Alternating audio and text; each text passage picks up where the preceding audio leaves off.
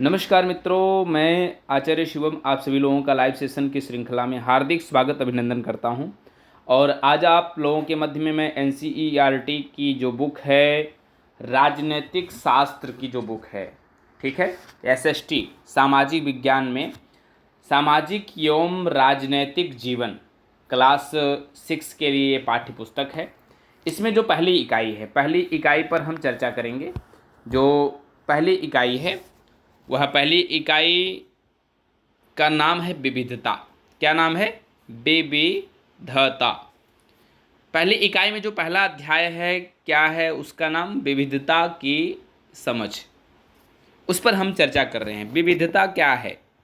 करीब 200 वर्ष पहले जब रेल, हवाई जहाज, बस और कार हमारे जीवन का हिस्सा नहीं थे, तब भी लोग संसार के एक भाग से दूसरे भाग की यात्रा करते थे। वे पानी के जहाज में घोड़ों या ऊंट पर बैठकर जाते थे या फिर पैदल चल के जाते थे। पहले के ज़माने में लोग ऊंट पर, घोड़े पर, पैदल चल कर के या पानी की जहाज पर, नाव पर यात्रा किया करते थे। अक्सर ये यात्राएं खेती और बसने के लिए, नई ज़मीन की तलाश या फिर व्यापार के लिए की जाती थी। चूँकि यात्रा में बहुत समय लगता था, इसलिए लोग कई जगहों पर अक्सर काफ़ी लंबे समय तक ठहर जाते थे। इसके अलावा सूखे और अकाल के कारण भी कई लोग अपना घर बार छोड़ देते थे। उन्हें जब भर पेट खाना तक नहीं मिलता था, तो वे नई जगह पर जा कर के वहाँ बस जाते थे। कुछ लोग काम की तलाश में और कुछ युद्ध के कारण घर छोड़ देते थे। जैसे कहीं पर जॉब मिल गया, कहीं पर काम मिल गया, तो वहाँ चले जाते थे जहाँ पर व्यवस्थाएं उस तरह से मिल जाती थी। अगर अलग अलग क्षेत्रों के इतिहास को देखें तो हमें पता चलेगा कि किस तरह विभिन्न सांस्कृतिक प्रभावों के प्रभावों ने वहाँ के जीवन और संस्कृति को आकार देने में योगदान दिया है। इस तरह कई क्षेत्र अपने विशिष्ट इतिहास के कारण विविधता संपन्न हो जाते थे। ठीक इसी प्रकार लोग अलग अलग तरह की भौगोलिक स्थितियों में किस प्रकार सामंजस्य बैठाते हैं और उससे भी विविधता उत्पन्न होती है। उदाहरण के लिए, समुद्र के पास रहने में और पहाड़ी इलाकों में रहने में बड़ा फर्क है। बहुत अच्छा उदाहरण दिया है यहाँ पर। समुद्र के पास रहने में और पहाड़ी इलाकों में रहने में बड़ा फर्क है। न केवल वहाँ के लोगों के कपड़ों और खान पान की आदतों में फर्क होगा, बल्कि जिस तरह का काम वे करेंगे वे भी अलग होंगे। शहर में अक्सर लोग यह भूल जाते हैं कि उनका जीवन उनके भौतिक वातावरण से किस तरह गहराइयों से जुड़ा हुआ है।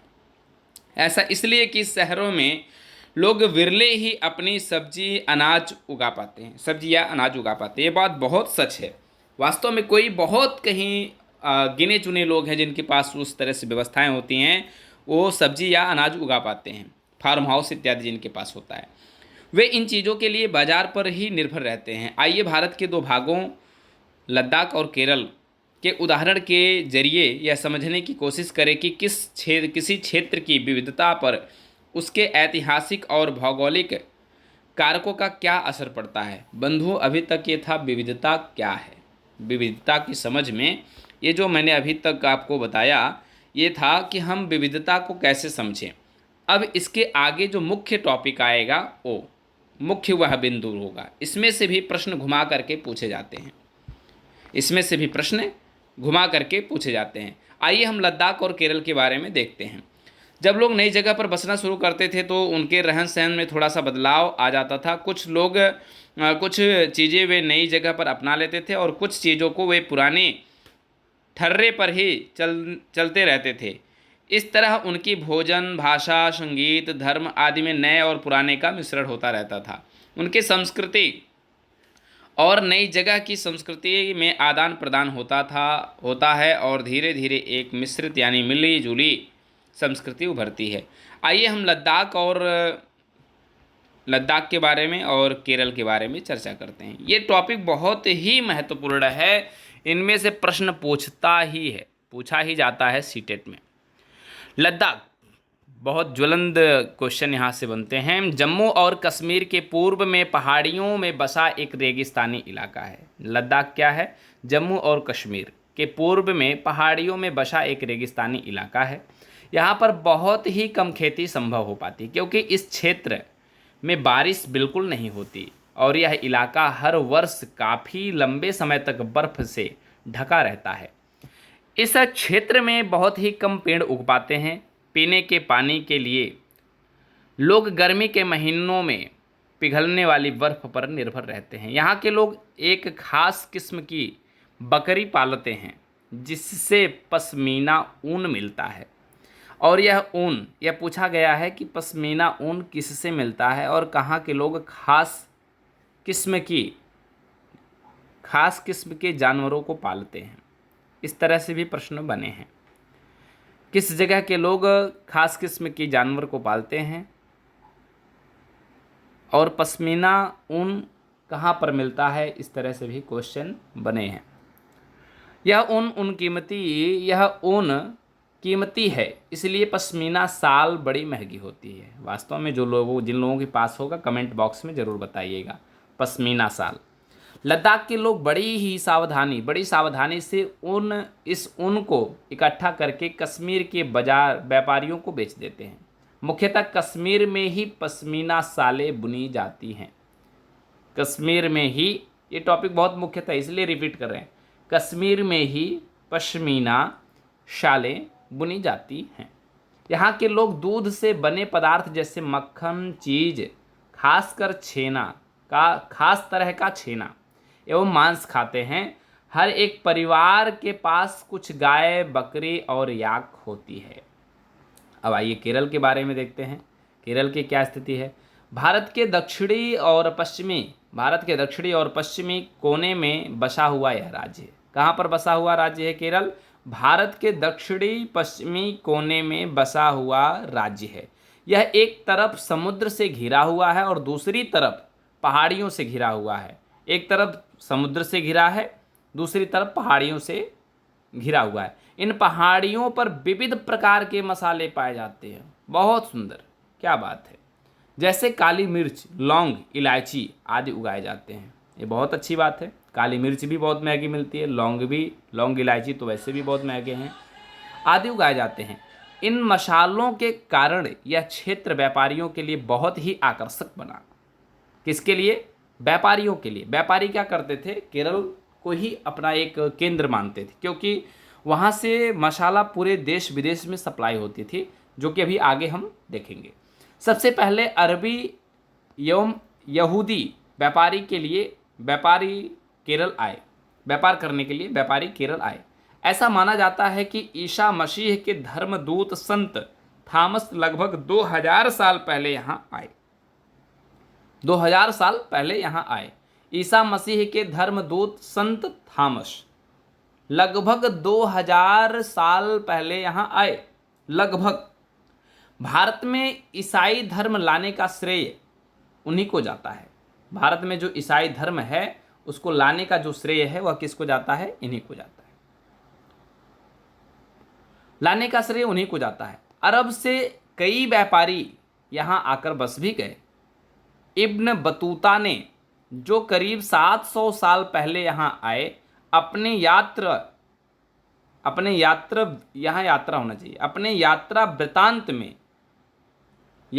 वृतांत में मुसलमानों के जीवन का विवरण देते हुए लिखा है कि मुसलमान समुदाय की यहाँ बड़ी इज्जत थी।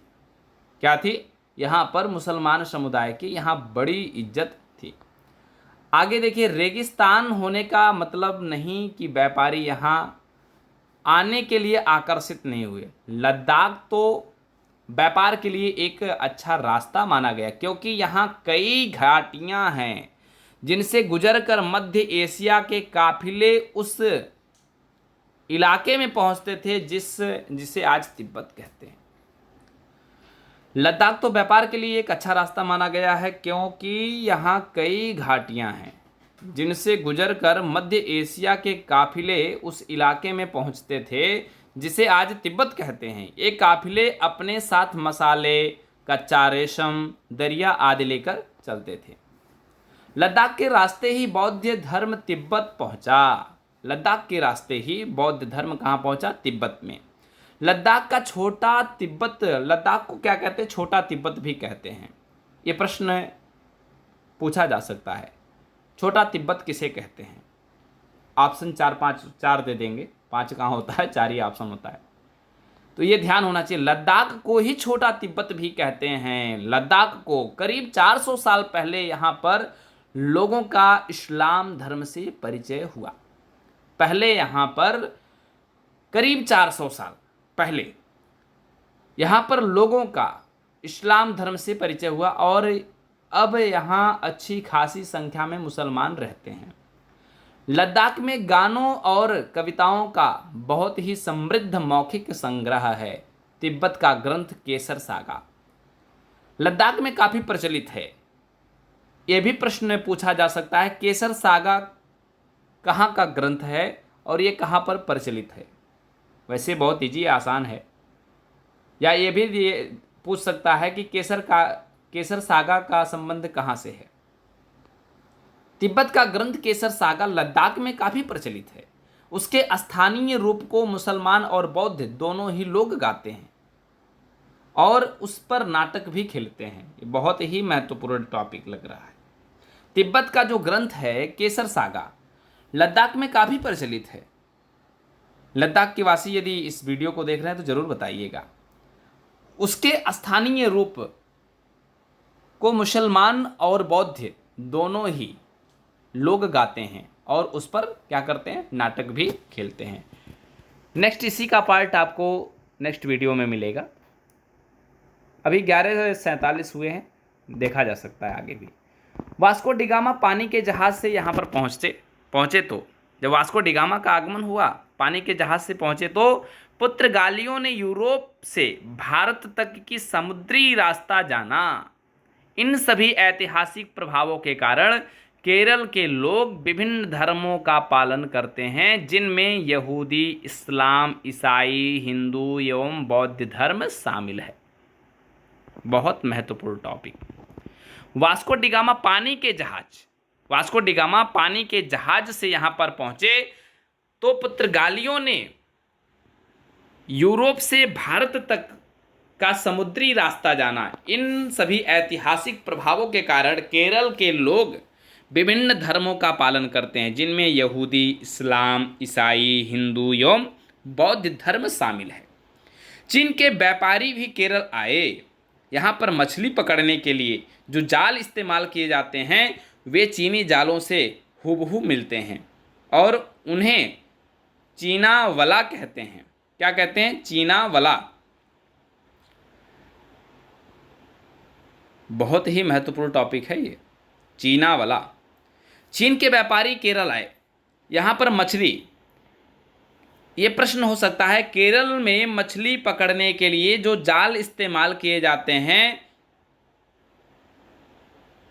उन्हें क्या कहा जाता है या उन्हें क्या कहते हैं?